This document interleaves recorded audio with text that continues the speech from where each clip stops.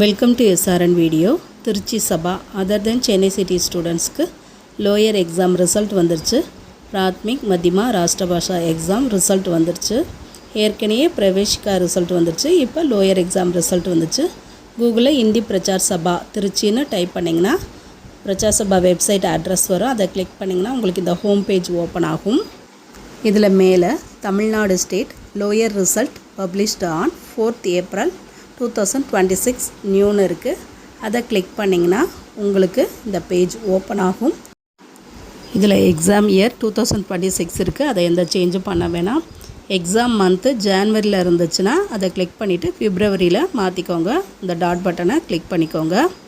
அடுத்து exam name, நீங்கள் எந்த எக்ஸாம் எழுதுனீங்க, பிராத்மிகா மதிமாவா ராஷ்டிரபாஷாவா, எந்த எக்ஸாம் எழுதுனீங்களோ அந்த எக்ஸாமை செலக்ட் பண்ணிக்கோங்க.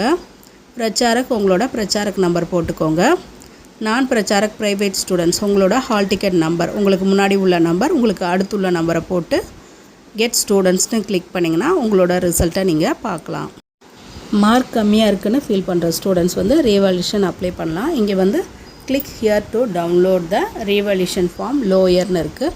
அதை கிளிக் பண்ணிங்கன்னா உங்களுக்கு லோயர் எக்ஸாமுக்கான ரீவேல்யூஷன் ஃபார்ம் இருக்கும்.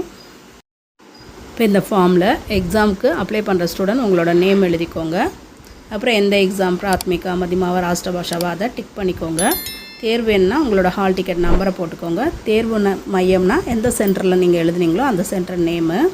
அப்புறம் மதிமா ஃபஸ்ட் பேப்பரா செகண்ட் பேப்பரா, ராஷ்டிரபாஷா ஃபஸ்ட் பேப்பரா செகண்ட் பேப்பரா, அதையும் நீங்கள் மென்ஷன் பண்ணுங்கள். எக்ஸாம் எழுதின ஸ்டூடெண்ட்ஸ் உங்களோட அட்ரஸ் இங்கே போடுங்க. பிரச்சாரக் உங்களோட T நம்பர் போடுங்க. நான் பிரச்சாரக் ப்ரைவேட் ஸ்டூடெண்ட்ஸ்னால் T நம்பர் தேவையில்லை. அப்புறம் உங்களோட மொபைல் நம்பரை மென்ஷன் பண்ணுங்கள். இடம், நீங்கள் எந்த ஊர், அப்புறம் அன்றைக்கி என்ன டேட்டு, இதையும் இந்த ஃபார்மில் ஃபில் பண்ணுங்கள். அப்ளை பண்ணுற ஸ்டூடெண்ட்ஸ் உங்களோட சிக்னேச்சரை மாணவர் கையொப்பம் அந்த இடத்துல போட்டுருங்க. பிராத்மிக்கு அப்ளை பண்ணுறீங்கன்னா 100 rupees, மத்தியமாக்கு ஒரு பேப்பருக்கு 100 rupees. ஒரு பேப்பர் மட்டும் அப்ளை பண்ணுறீங்கன்னா 100 rupees, 2 பேப்பருக்குன்னா 200 rupees. ரீவேல்யூஷன் அப்ளை பண்ணணும்னா ரிசல்ட் 20 daysக்குள்ளே நீங்கள் அப்ளை பண்ணணும். 24/4/2026க்குள்ளே நீங்கள் ரீவேல்யூஷன் அப்ளை பண்ணணும். அதுக்கப்புறம் நீங்கள் அப்ளை பண்ணுறத அவங்க பிரச்சார சபாவில் ஏற்றுக்க மாட்டாங்க. இப்போ இதுக்கு அப்ளிகேஷன் ஃபார்ம் நீங்கள் டவுன்லோட் பண்ணி எடுத்தாலுமே அதுக்கு 10 rupees சார்ஜ் பண்ணுறாங்க. அப்புறம் கொரியர் சார்ஜ்னா 40 rupees. ஸோ டோட்டலாக 50 rupees நீங்கள் அப்ளை பண்ணுறது ஃபீஸோடு சேர்த்து மொத்தமாக அனுப்பணும். இப்போ லிங்க் ஏதாவது வந்துச்சுன்னா அதில் போய் ஓப்பன் பண்ணிங்கன்னா உங்களுக்கு இந்த மாதிரி வரும். ஸோ என்னடா இப்படி வருதுன்னா யோசிக்காதீங்க. இந்த வீடியோ உங்களுக்கு யூஸ்ஃபுல்லாக இருக்கும்னு நினைக்கிறேன். தேங்க்யூ.